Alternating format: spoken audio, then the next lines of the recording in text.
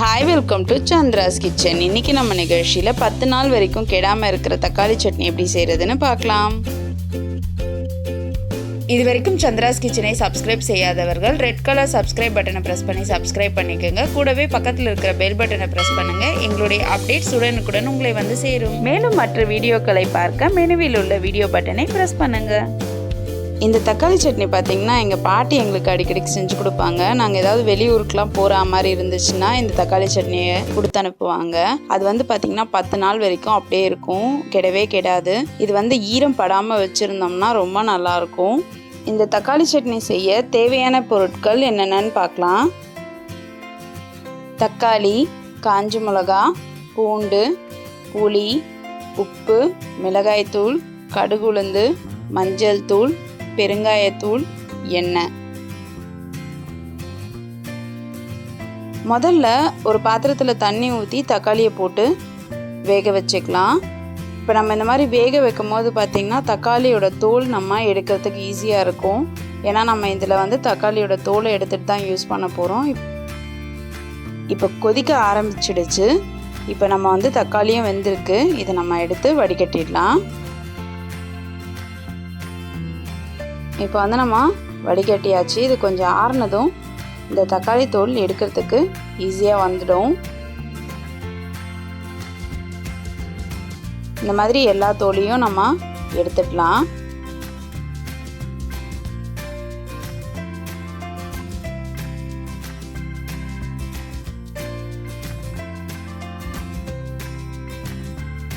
இப்போ எல்லா தோலையும் எடுத்தாச்சு. மிக்சரில் போட்டு நம்ம அரைச்சிடலாம்.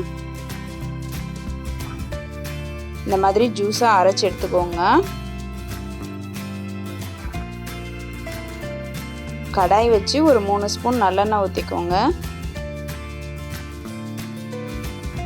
கடுகுளுந்து போட்டுக்கலாம். இது பொரிஞ்சதும் பூண்டை வந்து சின்னதாக நறுக்கி போட்டுக்கலாம். இப்போ நம்ம காஞ்ச மிளகாய் சேர்த்து நல்லா வதக்கிடலாம். இப்போ நம்ம அரைச்சி வச்சுருக்க தக்காளி விழுதை இதோட சேர்த்துக்கலாம்.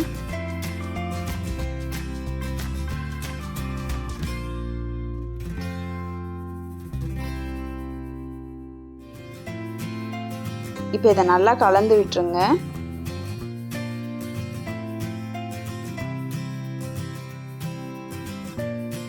அரை ஸ்பூன் மஞ்சள் தூள் சேர்த்துக்கலாம். தேவையான அளவு உப்பு சேர்த்துக்கலாம். இப்போ இது எல்லாத்தையும் சேர்த்து நல்லா கலந்துருங்க. இது கொதிக்க ஆரம்பிக்கட்டும். இது கொதிக்க ஆரம்பித்ததும் இதை வந்து நம்ம கலந்து விடலாம்.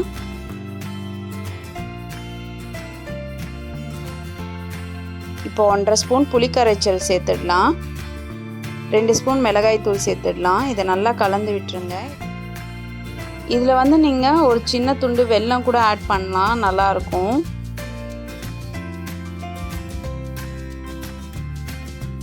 இது நல்லா சுருண்டு வரும்போது 1/4 ஸ்பூன் பெருங்காயத்தூள் சேர்த்துருங்க. இதை நல்லா கலந்து விடுங்க.